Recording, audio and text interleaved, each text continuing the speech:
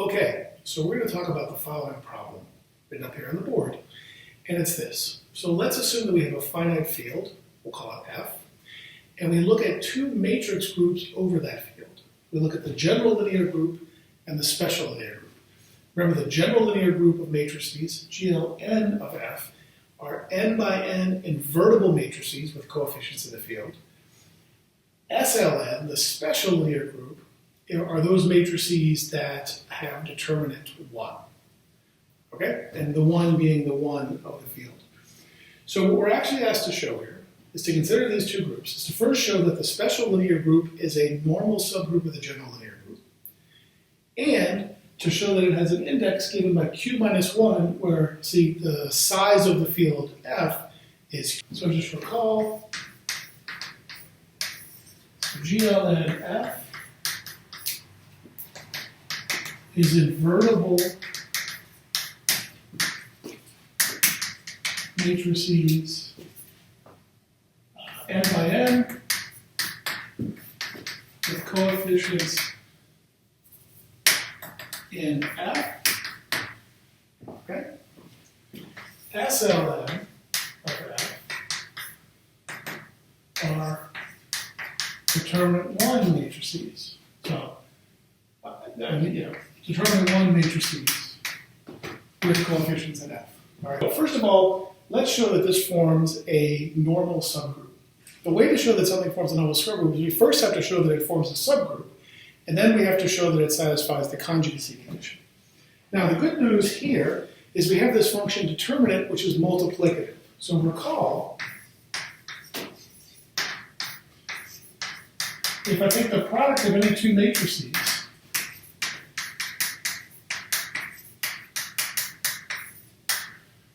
the product of the determinants is the determinant of the product. That's the first fact. The second fact is that we have that the determinant of the identity matrix is 1.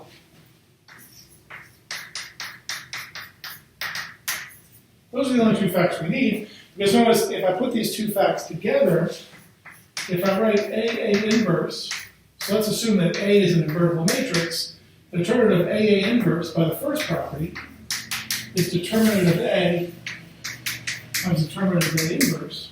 Okay? But this, A times A inverse is the identity, and the determinant of the identity using this property is 1. So in fact, what we have, this implies that the determinant of A inverse is 1 over the determinant of A.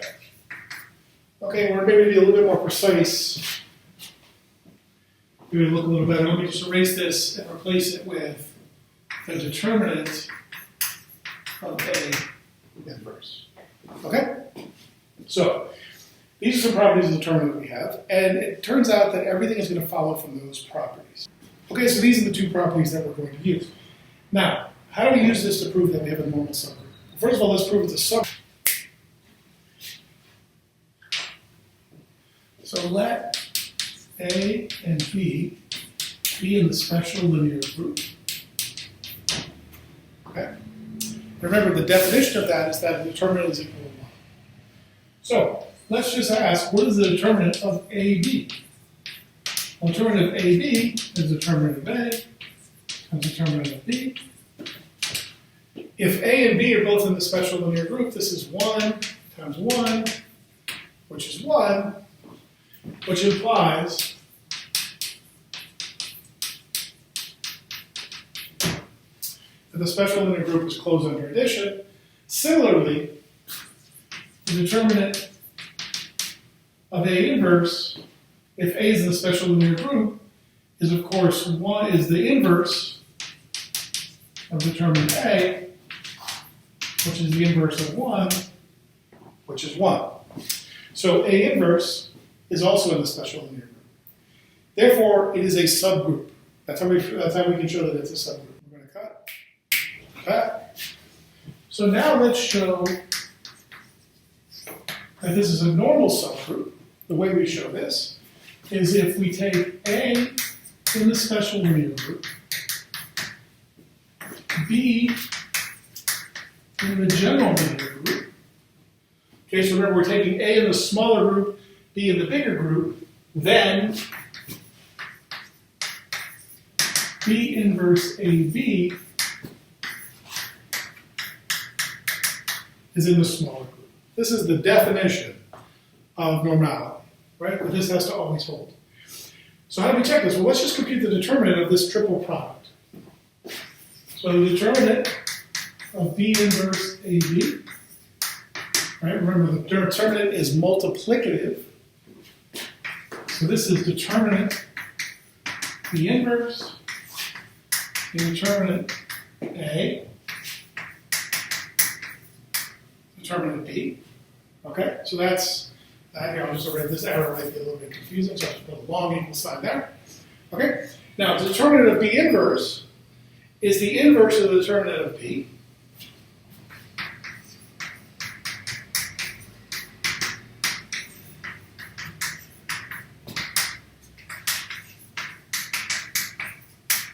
Right?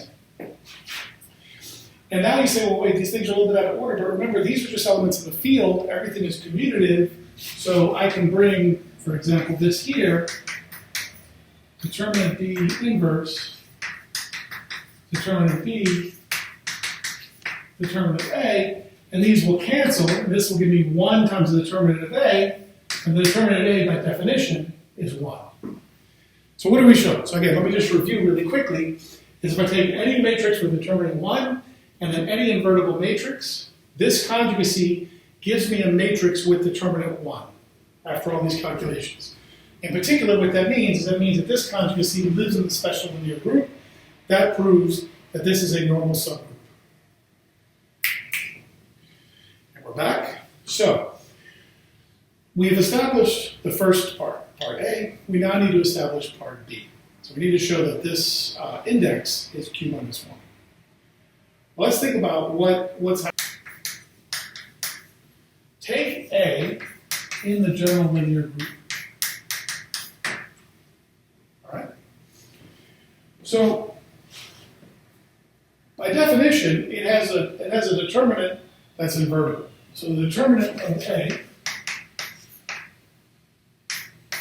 this exists in F. Okay?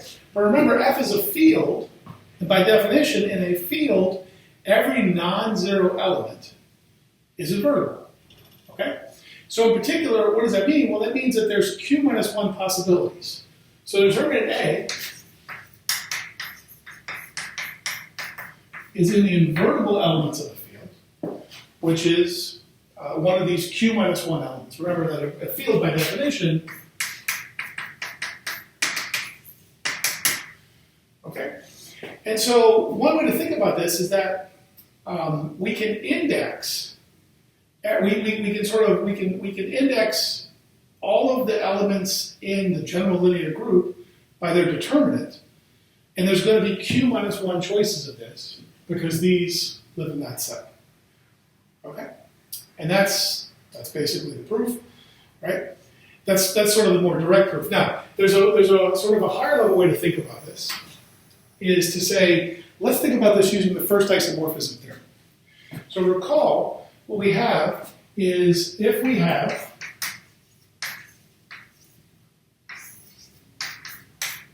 some homomorphism from G to H, okay, where these are groups, this isomorphism theorem tells us that G mod kernel of phi is isomorphic to the image of phi, which is not always the way we write it, but that's one way to write it. Okay? So we just need a group homomorphism floating around. Well, what are the groups? Well, in this case, we're going to choose G to be the general linear group over the field. And here we're going to choose H to be the invertible elements of the field. Those are both groups. This is a group under matrix multiplication. This is a group under field multiplication. And now we just have to say, well, what is this homomorphism that we need? Well, it turns out we already have it. It's been floating around this whole time. It's actually the determinant. Because when we think of it in this way, the determinant is multiplicative is really just another way of saying that the determinant is a group homomorphism, right? If I take any two elements in this group, determinant A B equals determinant A, determinant B. All right? And then, of course, we also have determinant A inverse is the inverse of the determinant A. But that just means that it's a group homomorphism. Okay? So determinant is a homomorphism. What is the kernel of the determinant? The kernel of the determinant are all of the matrices that get sent to the identity in the field, which is 1. So it's just all of the matrices with determinant 1. So in fact, the kernel of phi is the special linear group. And by the first isomorphism theorem, this quotient is isomorphic to this range. But of course, we see from this argument above that the determinant homomorphism is onto the non-zero elements of the field.